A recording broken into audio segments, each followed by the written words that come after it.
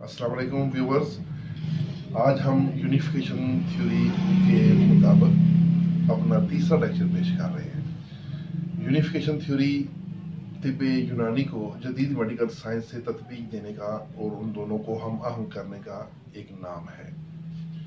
आज हमारा जो तीसरा लेक्चर है ये तिब्ब यूनानी के अमूर तबिया में मिजाज के ऊपर है, जिसे अंग्रेजी में टेम्परामेंट कहा जाता है। और मज़े की बात यह है कि हमारे अमूर तबिया में जो तत्बीक देने के लिए जो सबसे मुश्किल जो चीज़ है वो मिजाज ही है, क्योंकि अगर मिजाज को हम मनवा लें तो समझें कि पूरी तिब्ब यूनानी तस्लीम हो जाती है।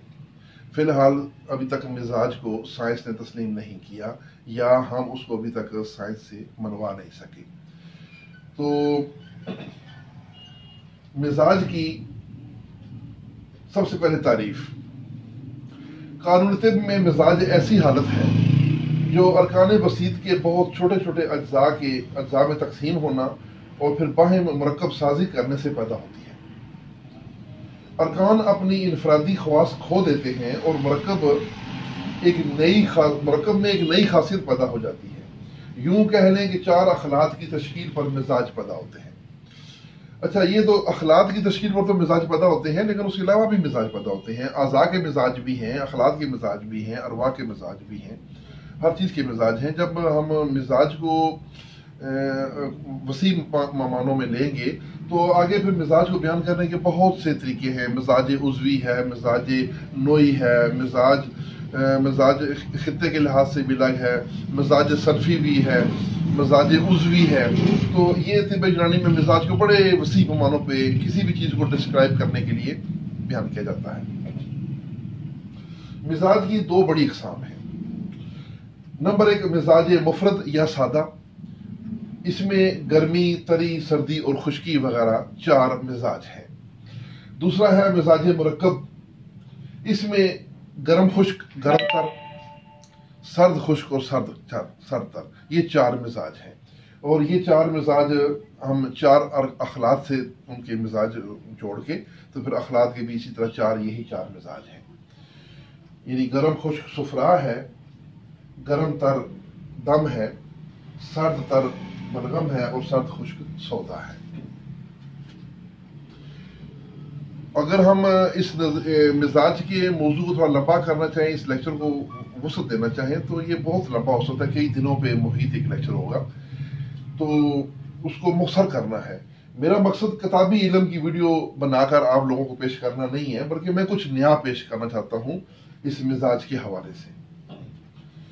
तो सबसे पहले मैं आपको एक और बात बता दूं कि साइंटिफिक मेरी अपनी जो सोच है उसके मुताबिक मिजाज की दो किस्में हैं। एक मिजाज तबई है जो फिजिक्स की रूह से हम किसी चीज़ का मिजाज मुतय्यन करते हैं, और दूसरा मिजाज कीमियावी है जो केमिस्ट्री के असूलों के मुताबिक हम किसी चीज़ का मिजाज मुतय्यन करते हैं। यानी कि फिजिकल मिजाज और केमिकल मिजाज दोनों अलग अलग तरीके से बयान होते हैं। एक ही चीज़ का फिजिकल मिजाज सर्द हो सकता है, सर्द तर हो सकता है, और उसका केमिकल मिजाज जो है वो गर्म खुश्क हो सकता है। ये दोनों अपोजिट भी हो सकते हैं और दोनों एक जैसे भी हो सकते हैं। अब मैं इन दोनों की थोड़ा सा आपको समझाने की कोशिश करूंगा कि फिजिकल मिजाज क्या है। फिजिकल मिजाज, मिसाल के तौर पर पानी है, उसको अगर आप ठंडा करेंगे तो वो बर्फ बन जाएगा। बर्फ बनने के बाद वो बिल्कुल ठोस हालत में आ गया और वो ठंडा होता है, सर्द होता है, खुश्क होता है, उसमें कोई तरी नहीं होती। तो पानी जो है जब वो बर्फ बन जाए तो उसका फिजिकल मिजाज या फिजिकल जो स्टेट है वो सर्द खुश्क हो जाती है। हालांकि पानी का जो हकीकी मिजाज है वो सर्द खुश्क नहीं है। हकीकी मिजाज कौन सा है? जो उसका कीमियावी मिजाज है। कीमियावी मिजाज जो उसके केमिकल, जो उसके अंदर जो उसके अनासर हैं जिनसे मिलकर पानी बना हुआ है, यानी हाइड्रोजन और ऑक्सीजन, H2O।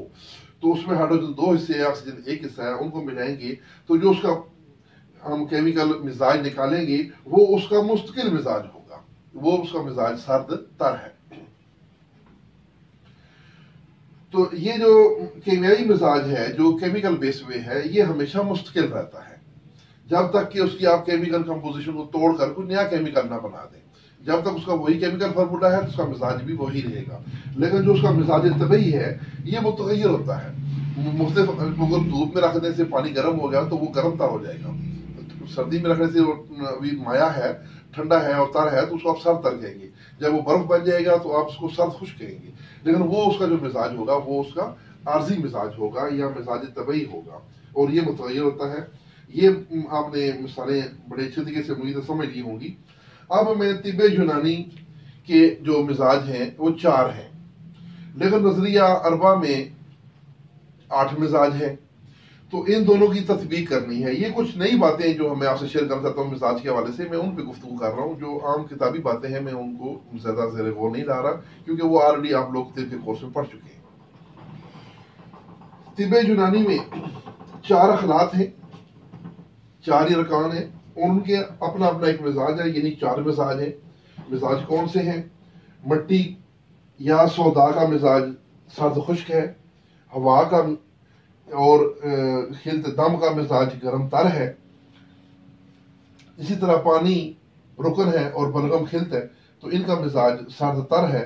اور آگ یا خلط صفرا ان دونوں کا مزاج گرم خشک ہے. اب تحریکیں نظریے کی 8 ہیں، اور ہم نے اس کو یونانی کے 4 مزاجوں سے کیسے ملانا ہے.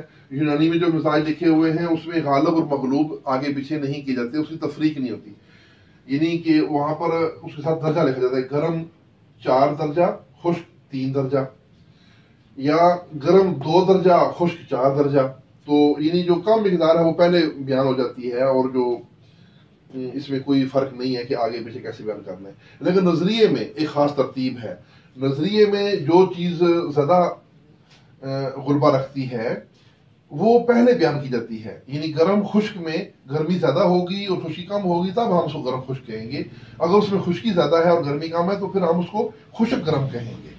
یہ اس کو سمجھانے کے لیے، کوئی فرق نہیں ہے، صرف یہ انداز بیان الگ الگ ہے اس کو سمجھانے کے لیے. تو نظریے میں جو 8 طریقے ہیں، گرم و خشک صفرا کی 2 طریقے ہیں. ایک اس کی کیمیائی تحریک ہے، ایک اس کی مشینی تحریک ہے. صفرا کیمیائی تحریک میں پیدا ہوتا ہے اور جسم میں جمع ہوتا ہے، جبکہ مشینی تحریک میں وہ پیدا بھی ہوتا ہے اور خارج بھی ہوتا ہے. تو یوں بیان کیا جاتا ہے کہ پہلی کیمیائی تحریک اس کی گرم، یہ گرم و خشک ہے. اچھا، مزے کی بات یہ میں نے یہاں پہ تبدیلی کی ہے، ایک نئی بات اس کو نوٹ کر لیں کہ نظریہ ثلاثہ ہو یا اربع ہو، اس میں جو کیمیائی تحریک ہے وہ گرم خشک بیان کی جاتی ہے، اور جو مشینی تحریک ہے وہ گرم تار بیان کی جاتی ہے. حالانکہ گرم تار کا تعلق صفرا سے ہے ہی نہیں ہے، وہ دم کی تحریک ہے، دم کا مزاج ہے. اگر صفرا کو ہم گرم تار کہیں گے تو دم کا مزاج ہم صفرا پہ لگا دیں گے، جو کہ ٹھیک نہیں ہے. تو اس کی اپنی 2 طریقے ہیں، ایک خشک گرم، دوسری گرم خشک. خشک گرم کیمیائی تحریک ہے صفرا کی، اور گرم خشک صفرا کی مشینی تحریک ہے. اسی طرح سودا کی کیمیائی تحریک ہے سرد خشک، اور اس کی مشینی تحریک ہے خشک سرد. بلغم کی کیمیائی تحریک ہے تر سرد، اور اس کی مشینی تحریک ہے سرد تر. اور دم کی جو گرم و تر ہوتا ہے، اس کی کیمیائی تحریک ہے گرم تر، اور مشینی تحریک ہے تر گرم. یہ مزاج اس طریقے سے اگر ہم طب یونانی کے ساتھ ان کو جوڑیں تو پھر طب یونانی اور نظریہ مفرد اعضاء کی اربع ہو یا ثلاثہ ان کی تطبیق ممکن ہے. اگر ہم اس طب یونانی کو فالو نہیں کریں گے، وہاں پر نظریہ اربع یا ثلاثہ کے امور طبیعہ کو مد نظر رکھیں گے، تو کبھی بھی ان کی تطبیق نہیں ہو سکے گی. تو آج کے لیے اتنا ہی کافی ہے. انشاءاللہ مزید نئے لیکچرز کے ساتھ آپ کی خدمت میں حاضر ہوتے رہیں گے. اس کے ساتھ اجازت چاہوں گا. والسلام.